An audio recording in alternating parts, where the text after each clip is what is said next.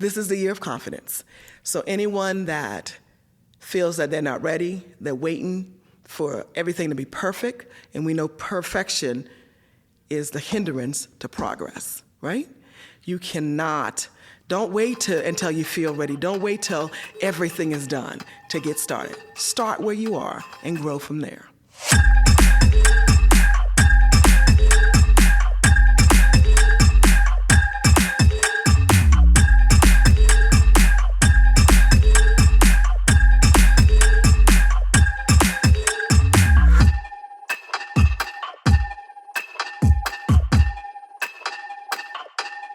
Joining me for the interview, Miss Lana Hunter. She is one of the founders, right? I am the founder. The founder. The founder. Sundress and Big Hat Brunch. Yep. An event that's going to be hosted here in Charlotte this week, right? But been various cities over the Southeast. Yep. Right. Yep. Last weekend we were in Atlanta. Last Sunday we're in Atlanta. On the 24th we'll be in Dallas, Texas.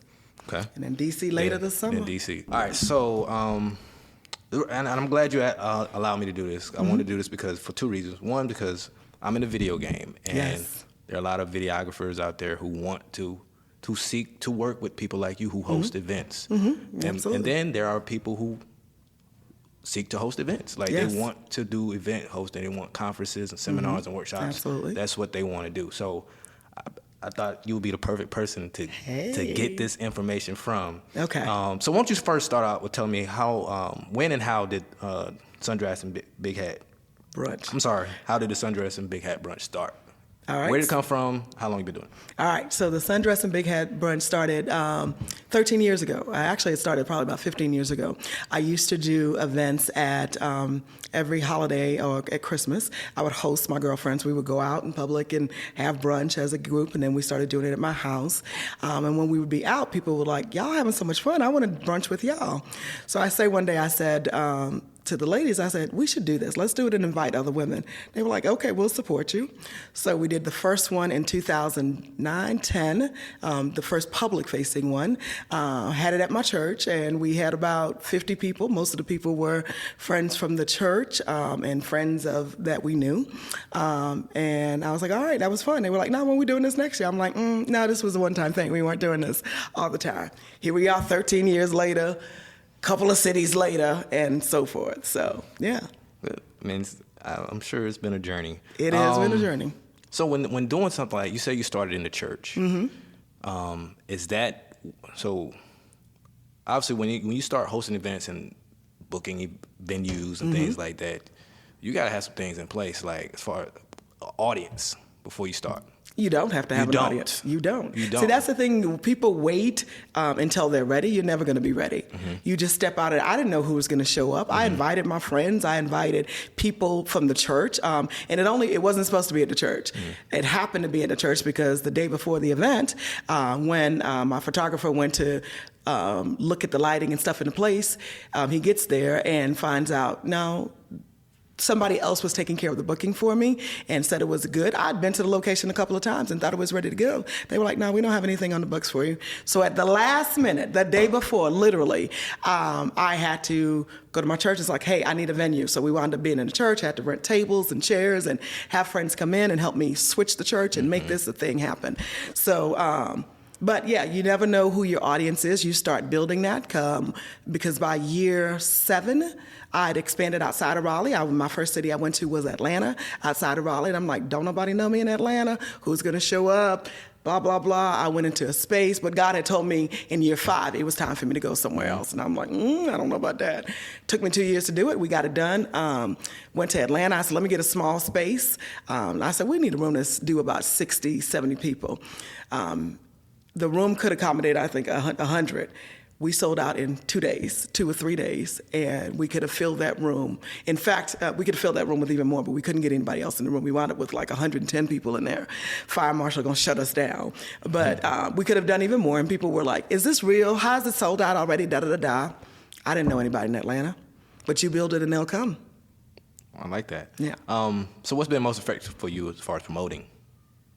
Is it just word of mouth? It's word of mouth. Social media? It's just word of mouth. Word of mouth, and Facebook is my friend. You know, people say that Facebook and Instagram and all of that, and even email is dead. Email is not dead. I communicate to my audience and my tribe via email, on social media. I have a large base on Facebook. Instagram, I'm building up to that, but my audience is on Facebook.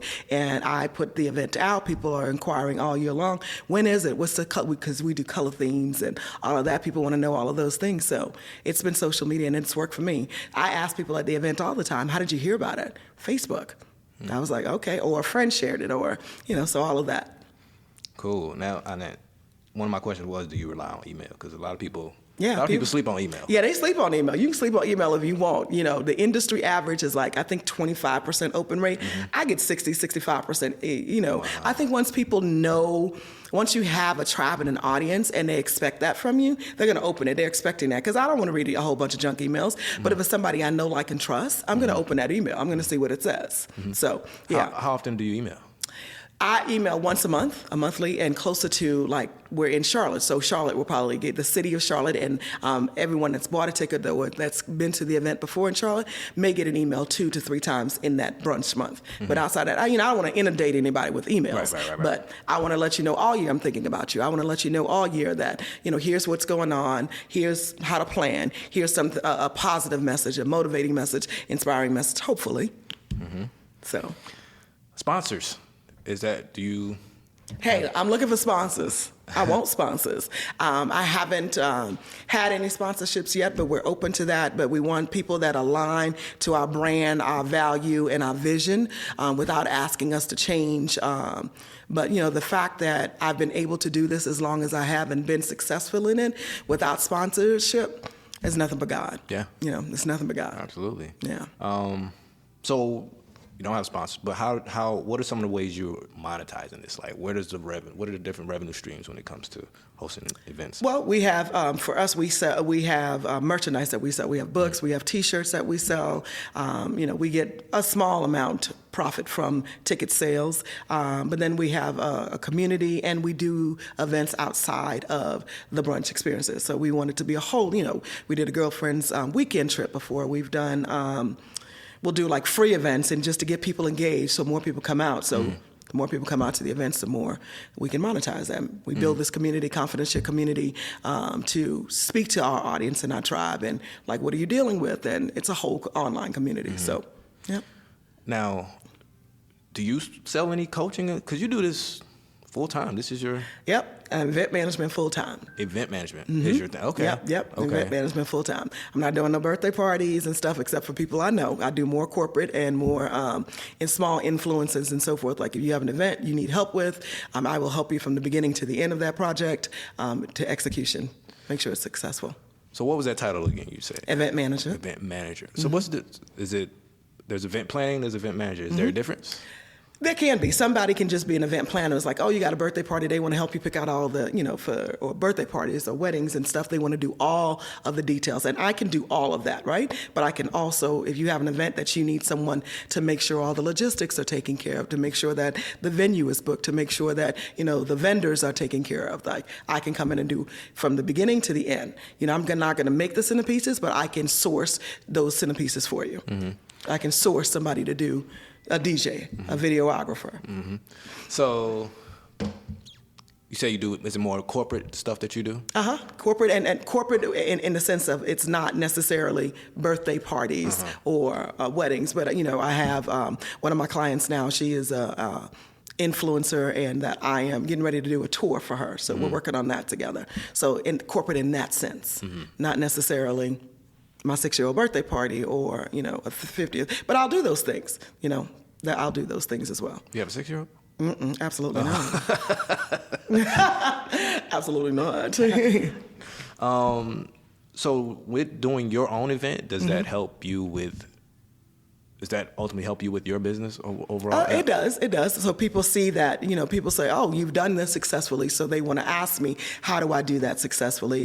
They see that, oh, you know how to put on an event and you're doing this annually. So yes, that does help people say, oh, okay, I know that. You know, a lot of people will sell you something, but you haven't actually seen them do it. So if you're seeing me do it, I hope that you say, okay, she can do this. So I'm glad you said it, because a lot of people be on social media talking about, buy my course, do this, do right, that. Right. It's but like they're not actually doing it. Yeah, absolutely.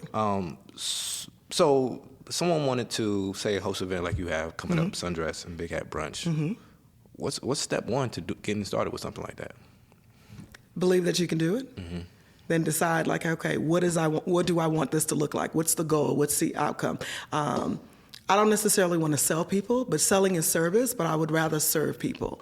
I started this community because I want women to connect, to create collaboration and community. So I want us to meet people outside of our circle. I don't want us to stay so stuck. Sometimes we can be very cliquish, but I don't like cliques. I don't know you. Let me say, what's your name? Hey girl, hey, you know us, we're gonna talk to each other. Or at least I hope so. And so decide what your vision is. Why are you doing this? If you're doing this to make money, then that's a different thing. I am doing what I do as a service, and it's a calling for me. I'm passionate about it. But decide what you want. What's your end goal? Yeah, we all want to be rich, right? But if you're going after money, then it's going to feel like work. Like, I don't feel like I'm working. You know, I'm having fun. I get to dress up. I get to meet amazing women. I get to have conversation. I get to sit in front of a camera and, talk to people. So, what's going on, everybody? CJ Williams, host and producer of this podcast. In case you're wondering how me and my guests are interacting with one another, or even what we look like, wonder no more. You can head over to the YouTube channel to watch the full video of this show, or this podcast. The link is in the show notes, or you can head on over to Life of a Video Producer, the YouTube channel. And while you're there, be sure to subscribe to the channel. And also, one more thing. If you yourself want your own video podcast, guess what?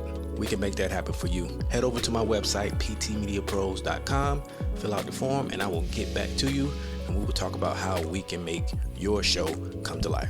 All right? I think that's it for now. Let's get back to the show. Talk about the women that come to your events. Like, what is there a common characteristic that you see amongst them? Like, are there a certain type of woman? I think about it. I say your tribe knows your vibe. It was so often we get a lot of the people like minds attract the same kind of people, right? So I have a lot of people that want community, want to be a part of something. Women that, our average age is probably 45 to 65, that community. They understand the dynamics of friendships. They value friendships. I would love more younger people to come to the event, right? But I am speaking to a generation that we didn't have social media, so you had to get it with your friends, or you talked on the telephone or something like that. So a lot of the women are, we have friendships in the room. We recognize, like, how long have you been friends? They've been friends for 50 years. I'm like, Lord, But so that's the common denominator: people that value, understand, and want relationships. So that's cool. So now, somebody like myself who is I'm a videographer. I'm into video production, and I reached out to you because I saw this as an opportunity to do something. I want to get into more producing events and things like that. And I know there are other people out there who want to do that, because this is a great way to meet people. Like, I look at it and I say, might be some women in the room got some money that want to do something. Listen, I shout out my photographers and my video. I mean, I'm going to promote you, because I like people that know how to do business. I like people that, I like the fact that you reached out to me and say, hey, how can I serve you in this way? And here we are working together. So I'm going to promote that. And then I see that, you're professional. You show up on time. You respond. We have a meeting. You show up to that meeting. That seems very simple, but that's not always the case. So that's very important to have people. So because I see that in you, I am then going to say, hey, what you need? Film me, CJ, film me, holla at your boy. So yeah. So along those lines, what are some things, and even when you have your clients who are planning events and they need video, what are some things you look for in someone who's a videographer who, when you have to book someone to cover an event, what are some things you look for in a videographer? It's the same thing. Like what I do for customer service is important to me. So when people, when I call you, or I send you a text, or I send you an email, a voicemail or something, and it takes you forever to respond, or you don't respond and stuff, like that tells me, like that's probably how you're going to treat me. So that means that when I need you, I'm not going to be able to contact you. So things that are important to me is not only what it looks like on social media, but the interaction that we have, because the experience starts before the event, right? It's my interaction with you. It's how you respond. It's how polite you are or not polite you are, how quickly you respond. And yes, social media matters to me. We're in a social media era. So if I go on your Instagram or I go on your Instagram, you got one post 12 months ago, you ain't serious about business, because, you know, if it's not on social media, you in business, then it ain't really happening, right? Or if I go to, you know, your website, and it's like, oh, I have no website, or your website is out of date or something like that. So all of those things matter. Then I want to see the quality of your work. I have a lot of people that want to photograph our events. Okay, we love it. When you show me your pictures, you don't have a real website, and you send me some pictures that look like my grandfather took them, then I'd be like, yeah, thank you, but no thank you. So, you know, your work matters, but the things before you, because you can post a nice picture on social media, but then I want to see some other pictures too. I want to see some more pictures. I want to see your social media. I want to see how you respond to me. I want to see all of those things. So all of those things matter. That's in doing business, not just with video, but anybody. You know, like just absolutely. The basics, right? Just human kindness and how you respond to business. Professionalism. Yeah, professionalism, goes for sure. a long way. I skipped the question, but we'll come come back, back to go it. back. I want it all. Oh, okay, yeah. So when you're with your events, in this event in particular, what does success look like?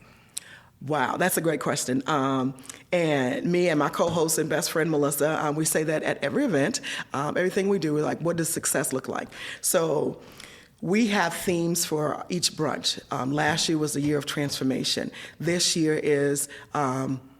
this is the year of confidence. So success for us will look like people walking away from that experience, encounter with us, feeling more confident than they did when they came in. Feeling like I've seen somebody do something that I didn't think I can do. Now I have a little more confidence to start walking in that direction or doing that thing. Success looks like people saying, like, this was an amazing experience. I'm so glad I came. Success for us last week, before every event, we go into the space after we've set up. We walk around, we touch every chair, and we pray for the people that's going to be in that event. Because we want like minds, we want like spirits, we want people to come in. We don't know what people are coming in with, right? So we want to set an atmosphere so when you walk into that room, you know that you are seen, you are loved, you are mattered, and somebody has thought about you and prepared this event with you in mind. It may seem like the same event, but we always say no two events are the same. Like every experience, we might be doing things similarly, but it's all different. It's all different. The energy, the vibe, and all of that is different. So success is when somebody walks out for this year, they feel seen, they feel loved, they feel heard. They met a new friend, they made a connection, a collaboration, something like that. So as long as you walk away feeling confident, it's like, I'm glad I spent my money and came to this event. I'm glad I gave y'all them a couple of hours. That's success for us. Good. I like that. Hey. So how come you don't have a videographer that comes to your events, like a person that you take with you? Child, because the way this budget is set up, I would love that, right? Like my ex-husband was my photographer, so he went with us, so all our pictures look the same. I would love a video, so, you know, it was cheap, you know. You're married to him, you ain't had to pay for that. But for video, it's hard to find someone, you know, because that's a big expense. Now, we get sponsorships, and I'm like, listen, you'll be my person. You'll be my person that I would love to have, so you have the same look and feel in all your videos and stuff. But it's hard to have the same videographer or the same person unless you have a budget for that. So I would love all our events to be video recorded, but that's an expense that, you know, I can't really afford. It is an expense. Yeah, it's an expense. I mean, y'all ain't cheap. But what can people expect when they come to your event? A good time. A good time. A good time. An amazing event that's been thought out, planned well. Expect to meet new people. Expect to leave more confident than you came. Expect to meet a new friend. To have a memory that will last past the moment. So I want you to think about this event. I'm hearing from people from last week, and it's like, I'm still telling everyone about it. And people's like, oh my God, these pictures are so fabulous. I hate that I missed it. And all of those things. When are you coming to D.C.? When are you coming to Chicago? Chicago, we love you. However, the cost of doing business in Chicago and New York and Florida. Somebody wants us to come to Florida too. You're not going to Florida? I'd love to. I need a sponsor. I have to go to sponsor. Listen, because the prices, the cost of the market determines the prices. Right. And, doing business in, where are we? Charlotte, as opposed to doing business in Atlanta is different than D.C., New York, California, all of those places. What's the lowest price city from one of the ones you've hosted events? I would say Raleigh is probably the lower. Raleigh, North Carolina is probably lower. The lower. I don't know how to say lowest. It's lower. Lower. So, do you have a lot of repeat people? Like, absolutely. When you go to the city, you know who's going to show up. I know who's going to show up. I have, and it's so amazing. We have people that follow us from city to city. Like, we're on our second one.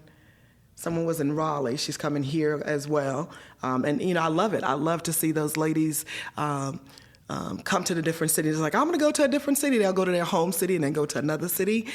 For years, like in Atlanta, we've been in Atlanta since 2017 or 18, whatever year that was. I think it's 2017. I met a lady there. Actually, there are probably about 5 or 6 ladies that from Atlanta was at the very first brunch, and they've not missed one since. And one of them, Melanie, that I met the first time I went to Atlanta, and she says, every time you're here, I'll be here. And she has been there every year. And then every time I see her, my heart just, oh my God. And then there's a family, she started coming, Shanta, and then her mom and her daughters. And so it's a whole family affair. And one of the sisters couldn't make it this year. And she was like, oh my God, I hate that I missed it. And different generations come. Yeah, different generations. Listen, generations come. We encourage you, the generations to come.